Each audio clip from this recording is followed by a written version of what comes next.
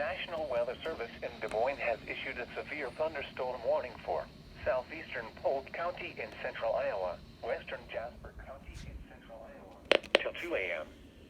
At 1:18 a.m., a severe thunderstorm was located over Mitchellville, or 7 miles east of Algena, moving east at 30 miles per hour.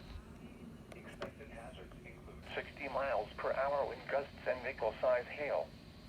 This is a radar-indicated threat.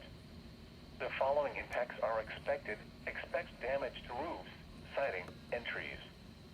Locations impacted include Des Moines, Newton, Algena, Pleasant Hill, Carlisle, Bondurant, Mitchellville, Colfax, Monroe, Prairie City, Baxter, Prairie Meadows, Adventureland Amusement Park, Iowa Speedway, Runnels, Mingo, Lambs Grove, Reesner, Valeria, and Prairie City Crone Airport. This includes Interstate 80 between mile markers 140 and 168. For your protection, move to an interior room on the lowest floor of a building.